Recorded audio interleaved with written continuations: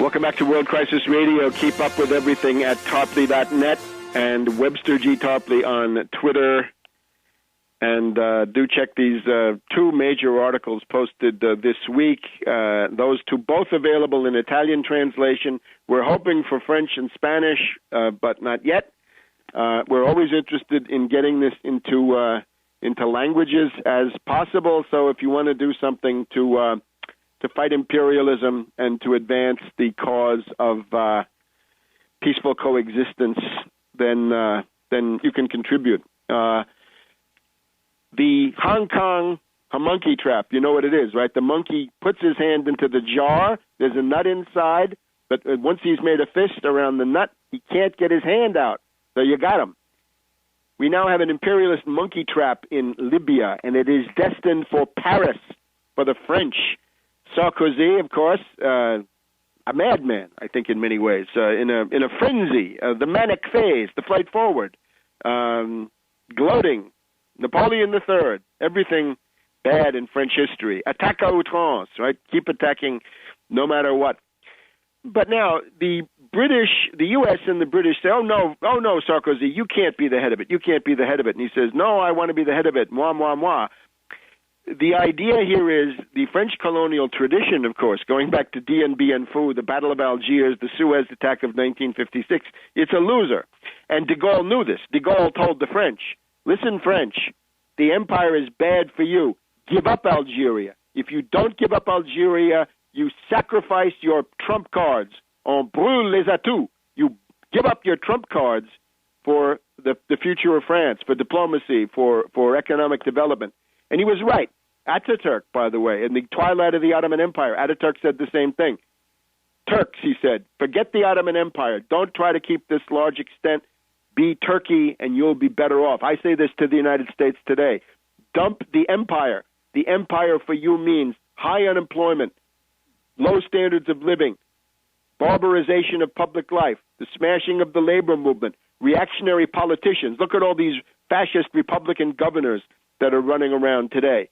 And, of course, endless wars, endless death, endless casualty lists, and no future for the kids.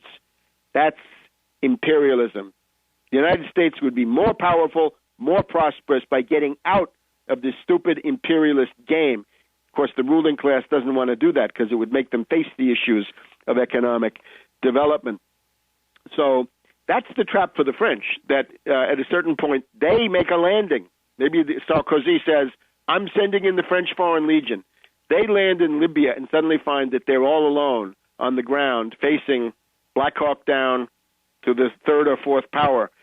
And at that point, you get a crisis of the type that ended the French Fourth Republic and brought in the Fifth Republic. The Anglo-Americans may be thinking of a Sixth French Republic, la Sixième République, the Sixth French Republic, which would be a puppet state of Washington and London. But now, before the first hour ends, let's get over to the al-Qaeda angle.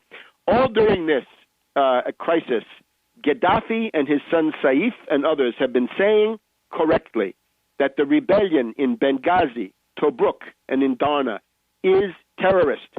They are al-Qaeda. And I have just completed a study which indicates that that is correct. They say even more that I haven't been able to verify. That is that a number of the leaders and top people and key participants in the rebellion have actually been brought in by the United States from Guantanamo, from the Guantanamo Bay concentration camp where terrorists had been imprisoned. Is also a question, what was Gaddafi's role in bringing them, right? There was some idea that Gaddafi was trying to placate the tribes, especially the Harabi tribe and the Obeidat tribe, in that key area, Benghazi, Tobruk. He was trying to placate them by bringing back their fellow tribesmen from Guantanamo. In that case, he has committed an auto goal, right? He has an own goal has been inflicted by him on himself. But here's the finding. We have a West Point study from the Combating Terrorism Center of the Department of Social Sciences, U.S. Military Academy, West Point, New York, by Felter and Fishman. and it is December 2007. It is based on the fact that the U.S. forces captured the personnel files of al-Qaeda near the Syrian border in Iraq. And what they found is 600 or 700 fighters who had come across the border. The results are that area, Benghazi, Tobruk, and Darna in the middle between the two of them, is terrorist heaven. It is al-Qaeda heaven. It is, per capita, the heaviest representation of terrorists, suicide bombers, and killers anywhere in the world. This is who the U.S. is supporting. This is who the UN is supporting. This is who the U.S. is arming through with the Egyptian junta. The finding is that per capita, per million of population, Libya was leading the world in terms of jihadis, terrorists, suicide bombers being sent into Iraq during the period 2006-2007 across that border, the Syrian-Iraqi border, which is the main one, as was often said, that Saudi Arabia was about half as likely per unit of population.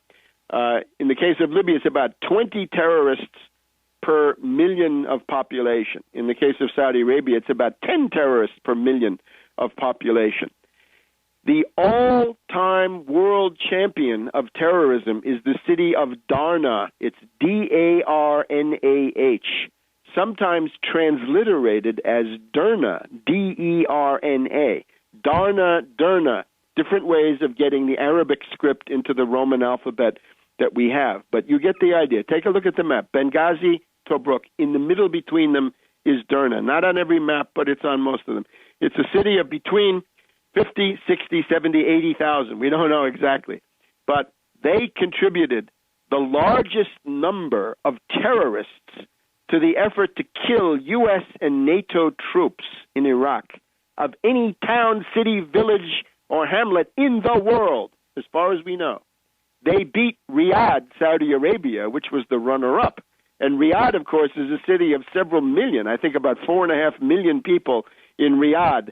And they were beaten by Little Derna with 50, 60, 70, 80,000. According to the population, for every 1,000 or for every 1,500 people in Derna, you got one terrorist willing to fight and die to kill the U.S. and NATO in Iraq.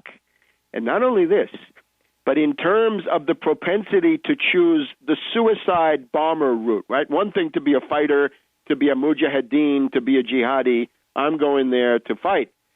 But the idea that you're going to go and kill yourself, you're going to be a suicide bomber, Derna and this area of Libya beat everybody else. 85%